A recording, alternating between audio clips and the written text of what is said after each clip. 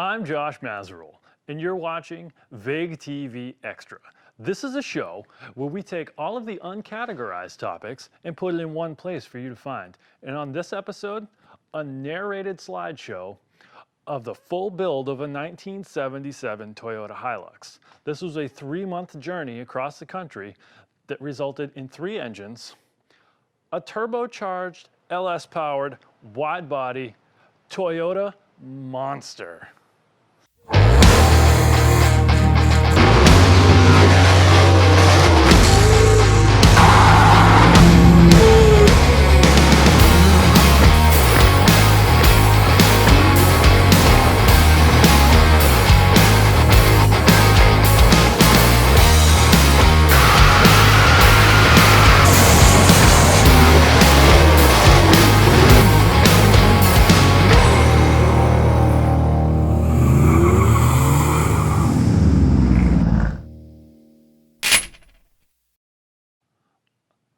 So on March 24th of 2017, Eric Amato, Rich Seymour, and myself hopped in the Super Duty and we drove 56 hours straight from New Hampshire to Las Vegas to go to the Mint 400, which is a 400-mile desert race. I went out there to do some shock tuning on Eric Amato's Hayabusa-powered sand buggy.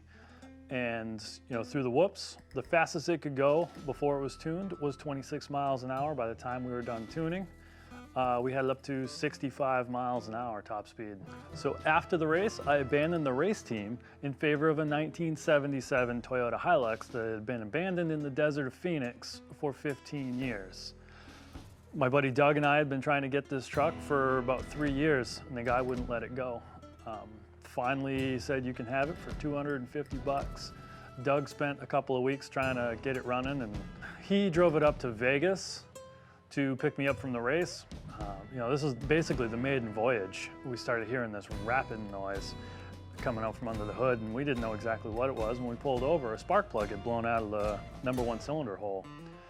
And there was a bed full of just garbage that was sitting in there from when we got the truck. We dug through that and we ended up finding some swimming pool stop leak that we mixed up and jammed on the threads and then just forced it into the stripped out threads. We waited a few minutes for it to cure up and we never had a problem with it. Drove it all the way back to Phoenix. I ended up staying in Phoenix for about a week, fixing up some of the things that needed to be done in order to drive it all the way across country because I planned to drive this thing home. I had absolutely no gauges, so when I left, I had an odometer and I knew I could get 330 miles before I ran out of gas. I pulled off an exit just to sort of top off and see where I was at, and it happened to be Sedona. So Sedona is one of the most beautiful places in this whole country, and I couldn't not go just because I was kind of already there on the road to it. So by the time I got out of the canyon up to the top on 17 again, what was it, 8,000 feet in elevation, I believe it is, the motor was making a real bad knock noise. And then I realized that the gas had gelled up to basically turn back into dinosaurs because it had been sitting for 15 years. So the oil had never actually been changed or really looked at. And I assumed that because of that, maybe the cam had worn out and it needs a valve adjustment. With my vice grip, tire iron, screwdriver, 4 zip tie toolkit, I was able to get inside the engine, use a beer can I found in the ditch as a feeler gauge because I know that's 4 thousandths thick. You layer over twice, and that's 8 thousandths for the intake. Lay it over 3 times, that's 12 thousandths for the exhaust, and I did a valve adjustment on the side of the road. Well, it turns out that was not the problem. I limped it into town to an O'Reilly's where I accidentally dumped all the oil all over the ground, refilled it with 2050 and a bottle of engine honey. I changed the harmonics a little bit, but it made so many noises because the thing shook like crazy, only did 55 miles an hour, wound out. The window seals were all rotted and dried up, and the windows rattled in their tracks, and the whole thing was just so loud you couldn't hear yourself think. So to identify one knock or rattle over another was extremely difficult. But I ended up leaning my leg against the shifter, and all the noise went away. So what I assume it was in the bottom of the shifter, there's this little ball and socket and the plastic bushing between the two wore out, and it was just metal on metal resonating through the drivetrain and simulating an engine knock.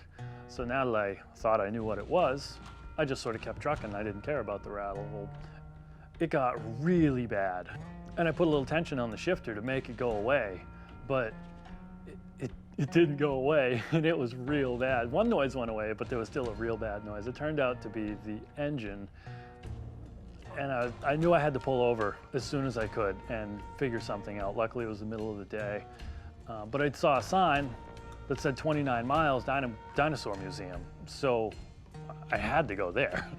So I drove it the last, the 29 miles or whatever, went to the Dinosaur Museum, looked around, had a good time, learned a lot of things.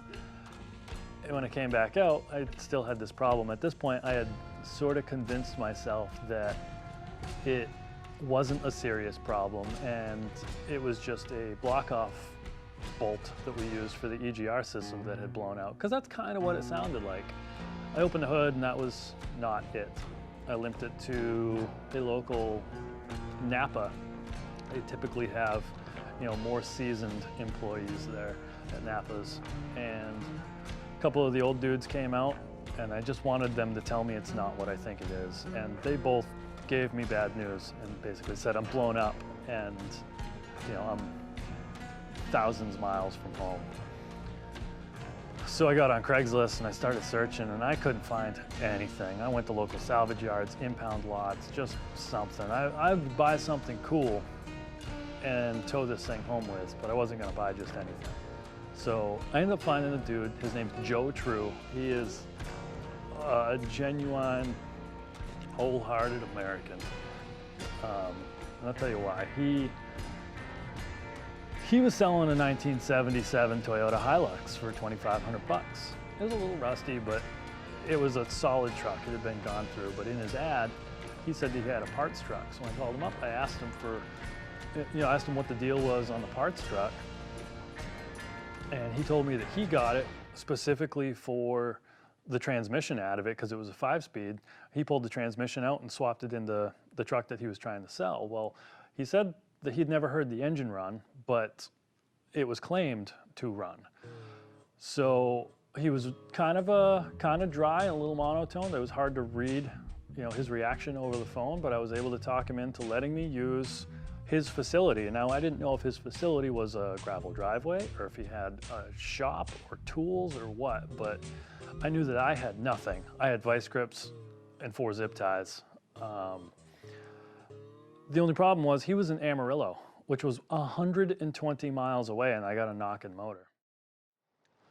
If you've made it this far, you're not gonna wanna miss what happens next. Subscribe to Vague Industries TV to be notified when the next episode comes out on this Death Wish Toyota Hilux monster build. Thank you very much for watching.